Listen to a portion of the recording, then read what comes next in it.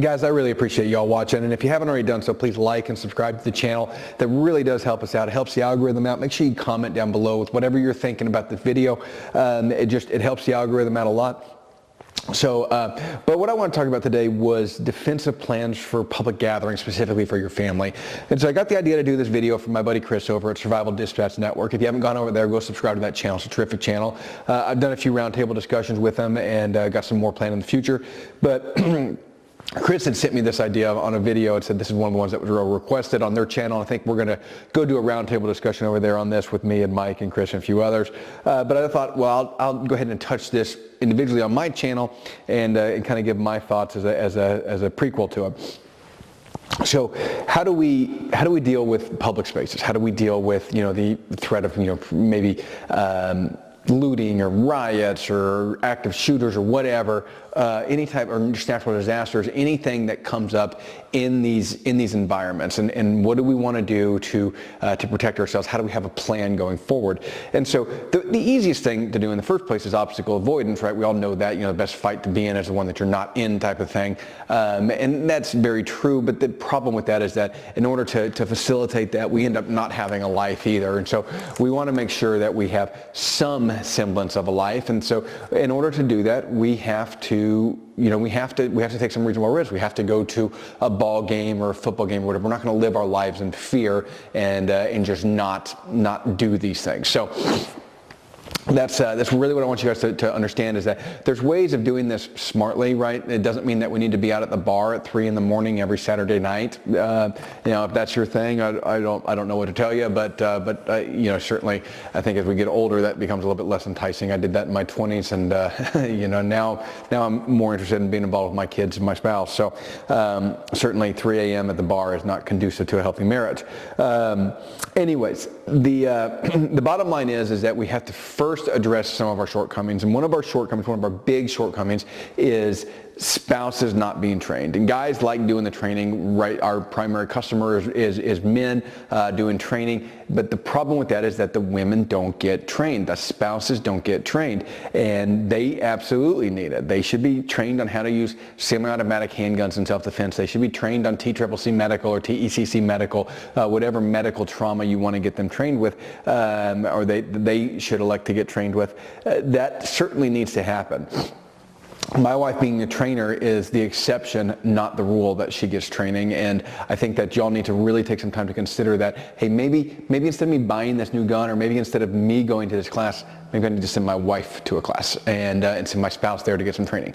The other thing is working together as a team and learning how to work together as a team. We're actually going to do something, probably won't happen this year for Valentine's Day, but next year for Valentine's Day, we're going to do a special Valentine's Day couples class to teach couples how to work in a team. And so I'm really looking forward to doing that one and getting the curriculum built. But we've got some, as you can see, we've got construction going on. So we got to get the construction finished first. But next year we'll probably have that, and we'll actually be doing a couples class for Valentine's Day to teach couples how to move and maneuver together. And one of the things that you have to consider is that everybody wants to orient on the shiny object. So when the gun starts going off, but if I've got the gunman and I'm firing at him, actively engaging him, I need my spouse, my wife, to turn around and watch my six. I don't have eyes on the back of my head, and now I'm tunnel visioned, right? So I'm hyper focused on that target, taking down that target. So I need my spouse to be able to watch my six. And specifically, if we have kids, we're going to put the kids between us, and I've got this 180, and she's got that 180. So I'm covering 3 to 9 by way of noon. She's covering 3 to 9 by way of 6. So we got to make sure that we get our spouses adequate training and get them appropriately equipped.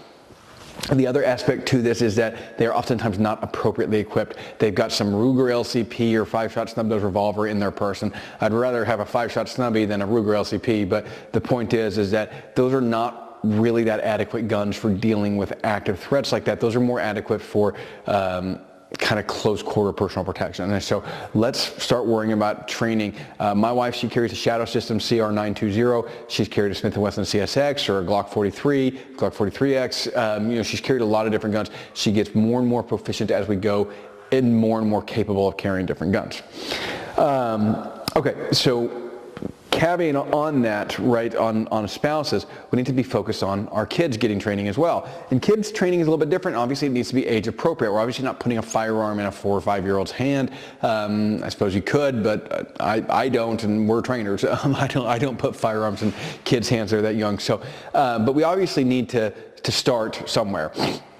Easiest place to start is with blue gun training with kids, right, and start working on how to hold it and that sort of thing, and then you kind of slowly progress from there. But kids can go get first aid, they can go get CPR, they can go get AED training. All that stuff's offered at the Red Cross, and it's very cheap. We're actually going to be probably offering it here at our school as well. So all that stuff is very, very inexpensive, and so I would highly encourage you to look at getting your kids some basic medical training, some basic MMA training, right? So like Krav and stuff like that. Like, get your kids out there, get them used to hitting some pads. So we've got a class coming here to our local area that we're going to start doing a women's defense class, and we're going to make an offshoot of that and actually allow a children's defense class, and working with people or with kids probably 12, 13, 14 years old, and start teaching them how to defend themselves. And so getting your kids at least a little bit of training. I realize they're not a huge help now, but your son that's 12 years old may be the only one around to put a tourniquet on you because you're unconscious, and so it's important that they know how to do that. And all that baseline level stuff, it's very much within a 12, 13, 14, 15-year-old's capabilities to do. I guarantee you my 12-year-old daughter could get a tourniquet on and it wouldn't be that difficult. So she'd be able to do it. And she'd be able to do it effectively. So bottom line is I want you guys to consider, we need to focus some time on training for our kids and our spouses, not just for us. Even though we enjoy it, we want to go out and do it, get your wife and your kids some training. So that would be the first part of my plan, is to preemptively take care of some of those skill sets. The next thing is that I always carry a weapon with me, right? So I have my firearm. I mean, now there's places I can't go with a firearm, and so maybe I'm going to carry a Kubotan on my keychain, or most places, even past an airport security, I can carry 2 weapons that I always have on me, and one of them is a flashlight. I always carry a flashlight on me because flashlights not only are great for blinding, but they're great striking implements. And then I always have a zebra pen, right? So zebra pens are the same thing. It's basically, it works the same way as a Kubotan. I've got a good striking implement, so I always have a zebra pen on me, and I keep that ready to go at all times. That it's either sitting tucked in my shirt or in a pocket, or in this particular vest, I keep it in my breast pocket. So having some type of weapon on you and understanding those weapons, understanding improvised weapons. What can I make into an even more effective weapon here? Things like water bottles. I carry a stainless steel water bottle. They work great as clubs, and they're phenomenal weapons in that sense, but we don't think of them, and they go right past every security checkpoint you can think of. So the weapon is what your mind and your body can make of it. And every day you always see the signs that say no weapons, but the reality of it is that you are the weapon, right? We've all heard the old Musashi idea that you are the weapon type of thing. Like, you truly are the weapon. So you be the carpenter, not the hammer. Carry a weapon, get some training, but understand that there's always going to be places, no matter who you are. You can be Secret Service where you're allowed to carry everywhere. Guess what? You're not allowed to carry in England when you're on vacation with your family. So figure it out, get weapons and get training. Learn how to use knives, learn how to use hand-to-hand, learn how to use Kubotans, learn how to use these tools that you can then implement in those disasters and in those situations. The next thing is before going into these places, designate rally points. It's not really that hard to say, hey kids, if anything happens, we meet here at the car as our primary rally point. The secondary rally point is the Walmart parking lot 2 blocks away, whatever. So if we were to get separated or whatever, that's the first place I'm going, and then the second place I'm going. Or I'm going to stage my wife here at the car, and I'm going to go to the Walmart, and that's how we're going to make sure that we have control and a backup plan to get our children back, or whatever it is, whoever we're with, whatever group we're with. Have an objective rally point, a place that we can go that protects us, that gives us a standalone. And the other thing is understanding what a PACE plan is. So everything in the Army uses a PACE plan, and we can use that rule in civilian life. So primary, alternate, contingency, emergency, right? So PACE, P-A-C-E. Primary, so our primary, meet back here at the car. Alternate, the Walmart parking lot across the street. Contingency, because things have all gone to hell, we're going to meet. There's a Home Depot 3 miles down the road. Emergency, we all get back to the house and we rally back at the house. So however you have to get home, whether you're taking a cab or walking or whatever, our emergency is always back at the house. Remember, emergency is a bad plan. A lot of things have gone to shit in order for us to get to the emergency. So emergency we're trying to avoid. Understand pace plans and how to use them for everything, but specifically for your rally points and your communications plan. So our communications plan should have a pace plan. So whether that's primary is cell phone and alternate is a text message. If you have ham radios, those are great, but we're not carrying ham radios on us when we go to a concert, are we? Like even the most dedicated guys are not carrying ham radios on them when they go to whatever concert they want to go to. So pace plans, you may not be able to get to emergency, and maybe the part of the pace plan is, hey, our runner, we're going to meet back here. So if all comms go down, we immediately all come back here to the car and regroup and figure out what we're going to do. That can easily be part of your pace plan, that maybe your contingency or your emergency is meet at the rally point, and so communication can be disseminated. So primary might be cell, secondary might be text, contingency might be announcing it over the PA system if we can get them to announce it.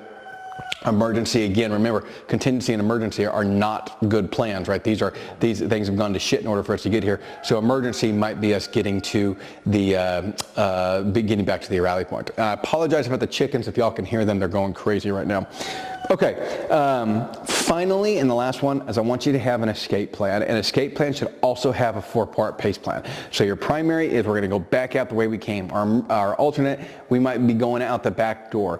Our contingency, I mean, this could be, hey, I'm breaking out the second floor window and I know I'm going to break a leg on the way down, but I can crawl back to my car, get to a hospital later and get out of the situation, right? Because whatever it is that I've had to go to that contingency is bad. And so obviously I'm trying to get out of there. Maybe there's an active shooter in there or whatever, and I need to get the hell out of there.